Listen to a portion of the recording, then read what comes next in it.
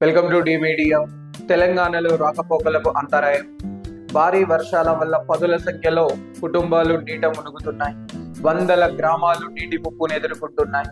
కనీసం కొన్ని గ్రామాలకి రహదారులు పూర్తిగా కొట్టుకుపోయి రవాణా స్తంభించిపోయింది. నీటితో అవి బంధించబడ్డాయి. మరి కామారెడ్డి జిల్లాలో పోచారం ప్రాజెక్టు డ్యామ్ దెబ్బతినే ప్రమాదం ఉంది. గండిపడే అవకాశం ఉంది. 14 గ్రామాలు నీట మునుగనున్నాయి. అలాగే నిర్మల్ జిల్లాలో పెద్ద మొత్తంలో వరదలు స్తంభించడం వల్ల వందల గ్రామాలు వరద నీటితో దిగ్బంధించబడ్డాయి. సిద్దిపేట జిల్లాలో పసుపులేటి వాగు ఉప్పొంగడం వల్ల పదుల సంఖ్యలో గ్రామాలు నీటి ముప్పును ఎదుర్కొంటున్నాయి. కొన్ని గ్రామాలకు కనీసం డిజాస్టర్ రెస్క్యూ టీం వెళ్లే అవకాశం కూడా లేకుండా పోయింది తెలంగాణలో.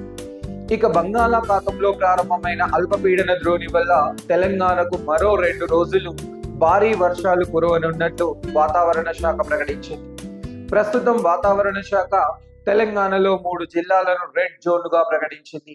అది కామారెడ్డి, నిర్మల్, అలాగే సిద్దిపేట. సో మరి ఆదిలాబాద్ జిల్లాలు కూడా.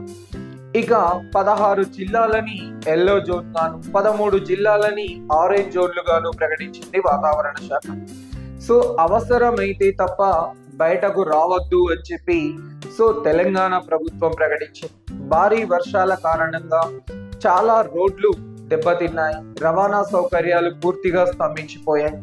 వరంగల్ హైదరాబాద్ రూట్లో ఆలేరు వద్ద వరద నీరుతో రోడ్డు ముప్పును ఎదుర్కొంటోంది. కాబట్టి రవాణాను తాత్కాలికంగా నిలిపివేశారు.